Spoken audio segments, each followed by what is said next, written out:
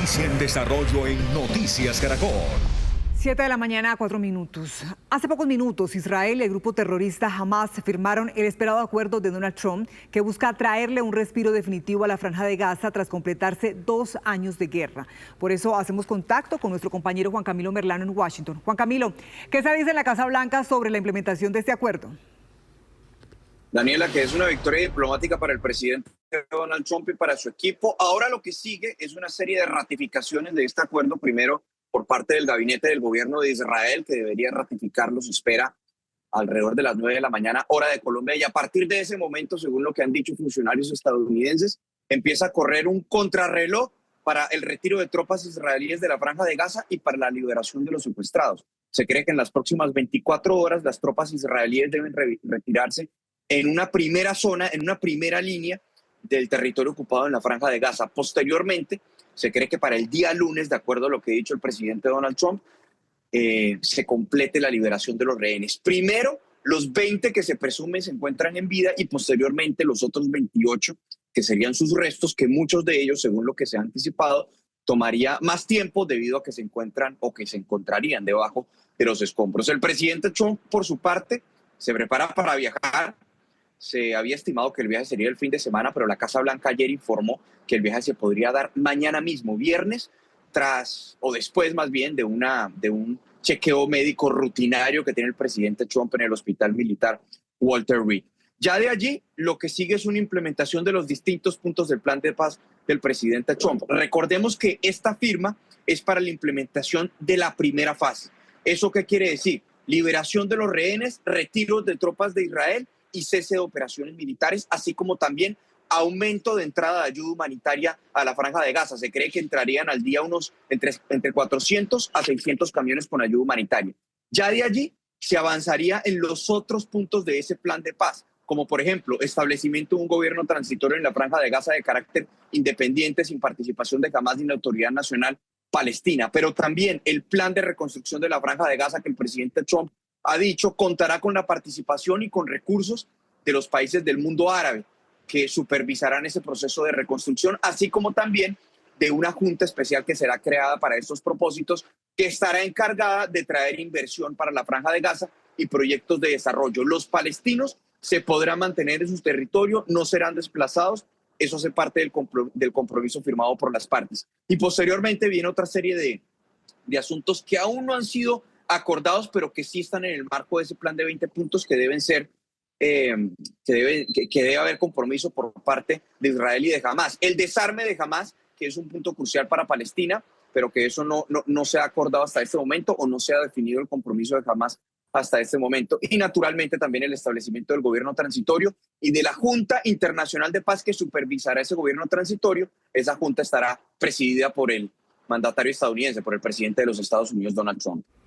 Claro, Juan Camilo, es que los ojos del mundo están puestos en Egipto y en la Casa Blanca también precisamente por la visita, el viaje del presidente Donald Trump a este país. Ahora nos vamos de inmediato a Tel Aviv con Catherine Ávila, la periodista de Blue Radio, que tiene las reacciones de las familias de los secuestrados en poder de Hamas. Catherine, buenos días. La tristeza por los secuestrados del 7 de octubre de 2023 y la cuenta regresiva para tenerlos en casa parece haber terminado tras el anuncio de un acuerdo con Hamas. Familiares de los 48 secuestrados pasaron de la nostalgia a la alegría. Thank you, President Trump. Gracias, presidente Trump. Estoy emocionado por ver a mi hijo después de 2 años. El 7 de octubre mi hijo menor estaba con sus compañeros, pelearon por 2 horas y hoy están salvando la vida de mucha gente. Estoy muy alegría.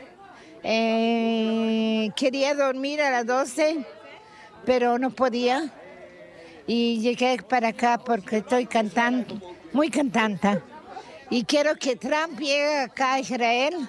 Pues ese fue el ambiente que se vivió en la madrugada de este jueves en Tel Aviv, pero que se vive también a esta hora en la Plaza de los Secuestrados, en donde cientos de personas se reúnen para celebrar que en las próximas horas sus familiares volverían a casa con este plan que, recordemos, también incluye un cese al fuego y la retirada del ejército israelí, también la liberación de prisioneros palestinos, pues aunque hay expectativa, también un poco de temor de que este plan no funcione. No quiero hablar de eso, tenemos susto porque ha pasado antes de que celebramos y no ocurre el hecho, pero digamos que ahora estamos tratando de ponerle buena energía. Ojalá todos estemos bien. Esta tarde se espera que el primer ministro de Israel, Benjamín Netanyahu, se reúna con su gabinete de seguridad y después con su gobierno para aprobar esta propuesta y hacer oficial el fin de esta guerra. Entre 48 y 72 horas después serían liberados los primeros secuestrados y por eso los hospitales hoy se están preparando para atenderlos física y mentalmente. Este es un informe de Catherine Ávila de Blue Radio para Noticias Caracol. Catherine, gracias. Y en la Franja de Gaza también se vivió una madrugada de múltiples celebraciones. Los palestinos esperan paz luego de haber presenciado el asesinato de más de 67.000 personas durante estos 24 meses de conflicto. Ahora su mayor anhelo es que puedan reconstruir sus vidas con lo poco que les queda en pie, la esperanza. La alegría de estos niños en Gaza celebrando el acuerdo para un cese al fuego definitivo entre Israel y Hamás habla por sí sola. El pueblo en Gaza recibió con felicidad una de las noticias más esperanzadoras de las últimas décadas. Un acuerdo que busca el silencio de las bombas y de los fusiles. En el enclave todos celebran. Niños, mujeres, hombres, ancianos. Se abrazan y bailan mientras esperan que todo cambie. Han sido semanas de incertidumbre luego que Donald Trump diera un ultimátum al grupo terrorista Hamás para aceptar su acuerdo de 20 puntos. Les dijo que debían aceptarlo o respondería con toda su fuerza. Finalmente, el pasado lunes iniciaron las negociaciones indirectas en Egipto y durante los últimos días, la ansiedad definía las horas de los palestinos. Tras conocerse el anuncio, la defensa civil gazatí hizo sonar las sirenas en Ciudad Gaza, mientras cantaban y celebraban. Tienen la esperanza que no tengan que volver a presenciar las escenas tan desgarradoras de los últimos 2 años.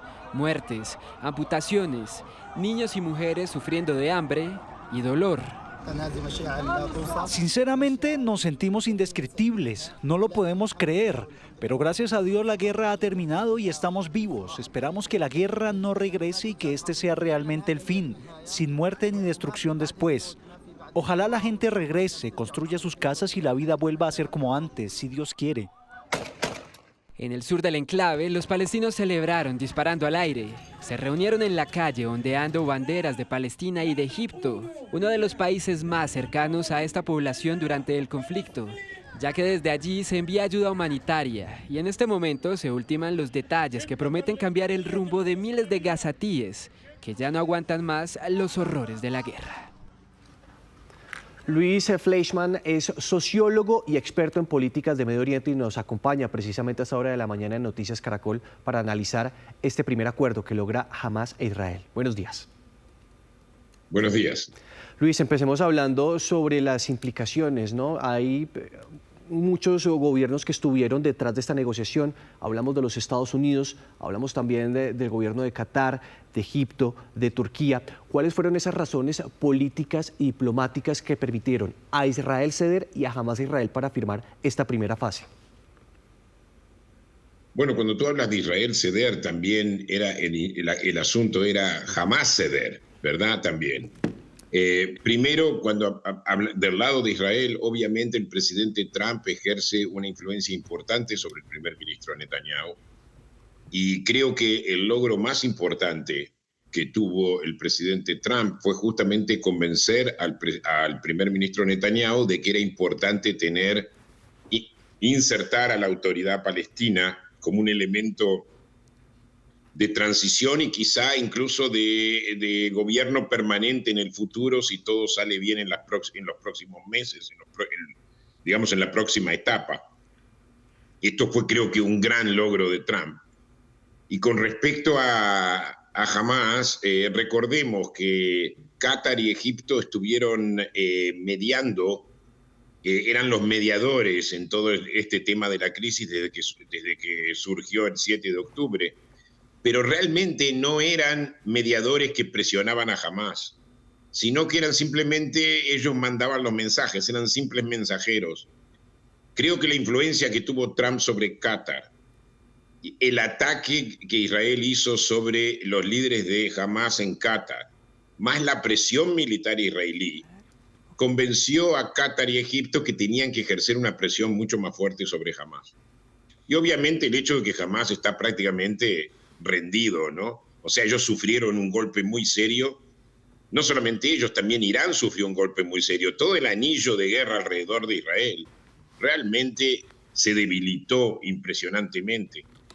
O sea, esto fue una victoria militar de Israel, ¿verdad? Y esto ayudó a que finalmente lleguemos a un acuerdo de este tipo. Profesor Fleischmann, en las próximas horas se espera la ratificación de este acuerdo. Y quisiera saber si desde su experiencia usted cree que se podría confirmar la ratificación de las dos partes. Se lo pregunto porque hay un optimismo moderado, digámoslo así. Tú me estás preguntando si se puede confiar en las dos partes. Sí. Bueno, yo supongo que, primero, supongo que, que mientras Trump esté en el poder y Netanyahu esté en el poder, yo creo que Trump tiene mucha influencia sobre Netanyahu. Yo creo que si Netanyahu en las próximas elecciones es reemplazado por un gobierno distinto, también creo que se va a cumplir. Con respecto a Hamás, recordemos, hubo muchos ceses de fuego con Hamás en el pasado a partir del año 2009. Hamás los violó constantemente. Y segundo, otra cosa importante, es que Hamás tiene en su plataforma la destrucción de Israel. O sea, por eso es muy importante que Hamás se desarme y que se desmantele. No pueden volver a tener una fuerza militar o tener algún tipo de influencia en el gobierno en Gaza. Si es así, yo creo que se va a cumplir el acuerdo como se debe.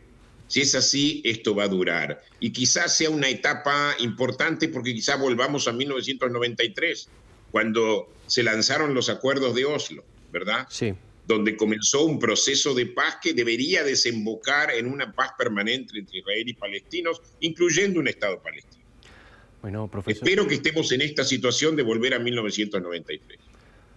Bueno, profesor, muchas gracias por su análisis, por su lectura de lo que está sucediendo en Medio Oriente. Fue un gusto tenerlo aquí en Noticias Caracol. Un placer, gracias por la invitación.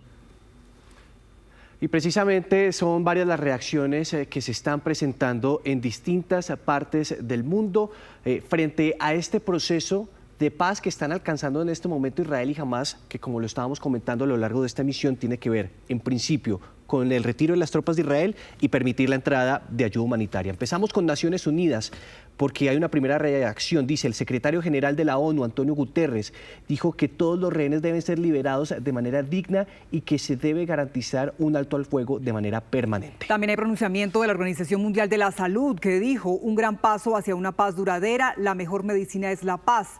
La OMS está dispuesta a intensificar su labor para atender las urgentes necesidades sanitarias de los pacientes en toda Gaza y apoyar la rehabilitación del sistema de salud destruido. También en Egipto, el lugar donde se están realizando estas negociaciones, el acuerdo no solo cierra el capítulo de la guerra, también abre la puerta a la esperanza para los pueblos de la región de un futuro definido por la justicia y la estabilidad. Pasemos a Arabia Saudita. El acuerdo debe conducir a acciones urgentes para aliviar el sufrimiento humanitario, lograr una retirada israelí total, restablecer la seguridad y la estabilidad e iniciar pasos prácticos para lograr una paz justa e integral basada en la solución de dos estados. Otro de los pronunciamientos importantes, la Unión Europea, que señala lo siguiente: la Comisión Europea y el Consejo Europeo elogiaron los esfuerzos diplomáticos de Estados Unidos, Egipto, Qatar y Turquía y los calificaron de una oportunidad para la paz duradera. España también lo hizo a título propio, señaló que ahora se debe apoyar a la población civil y que las atrocidades sufridas nunca deben repetirse. El Reino Unido, este acuerdo debe implementarse ahora en su totalidad, sin demora, y acompañado del levantamiento inmediato de todas las restricciones a la ayuda humanitaria vital para Gaza. Y terminamos esta ronda de pronunciamientos con China. Dice China que aboga por adherirse al principio de que los palestinos deben gobernar Palestina.